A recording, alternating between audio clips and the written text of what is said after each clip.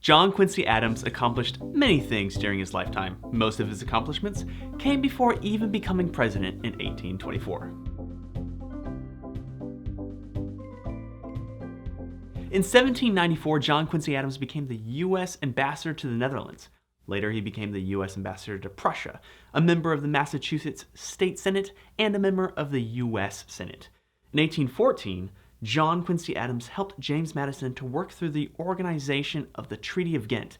Through this treaty, they saw the end of the War of 1812. In addition to the Treaty of Ghent, John Quincy Adams played a huge developmental role in James Monroe's Monroe Doctrine. This policy stated that the Americas could not be further colonized by any of the European nations. Finally, in 1824, John Quincy Adams ran for President of the United States. However, he had some pretty stiff competition. Secretary of War John C. Calhoun, William H. Crawford, Henry Clay, and Andrew Jackson made for a crowded field. At the time, Congress would hold a nominating caucus where they would select the candidates they believed should run for the presidency and vice presidency.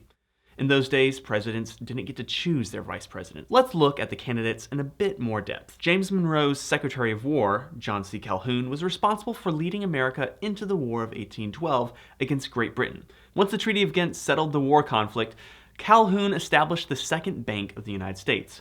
Despite these and many more accomplishments, Calhoun dropped out of the presidential race into running for vice president.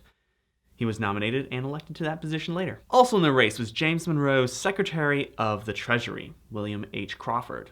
A year prior to becoming Secretary of the Treasury, he was the Secretary of War for Monroe's cabinet. In 1815, Crawford ran for the presidency as a leading candidate until deciding to give the presidency to Monroe for a second term.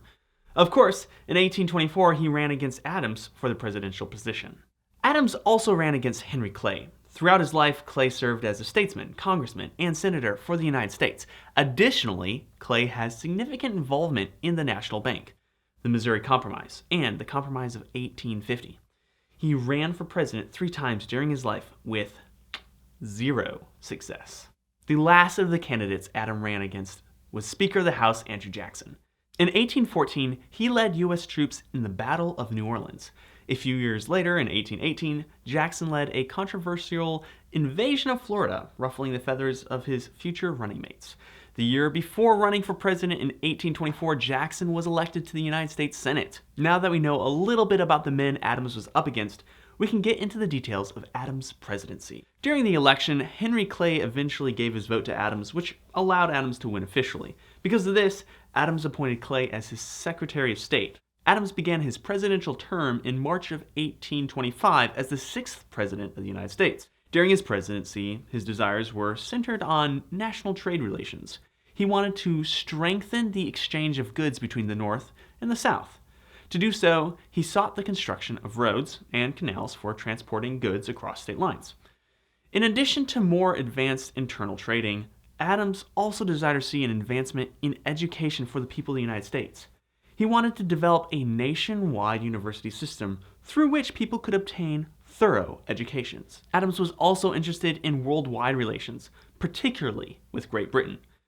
After the War of 1812, during his presidential term, Adams tried to resolve some unhandled tensions. His efforts to appease Britain and bring peace to their relations failed, which put the United States in an even worse position than before. Adams' presidency was known to many as being corrupt.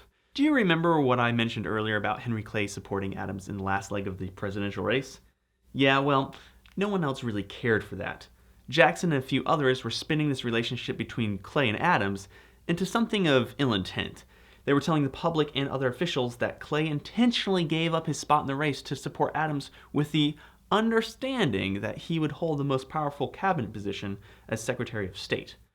If that wasn't bad enough, Adams signed what would come to be known as the Tariff of Abominations.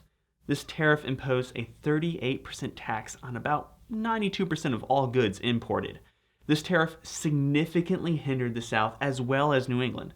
Adams eventually lost to Jackson in the presidential race of 1828, officially ending his presidential term in March of 1829. And this was significant because all the presidents before him had served more than one term. Later in 1830, John Quincy Adams was elected into the House of Representatives and served until his death in 1848. If this was helpful, be sure to check out the rest of our channel for more historical videos like this. Until next time,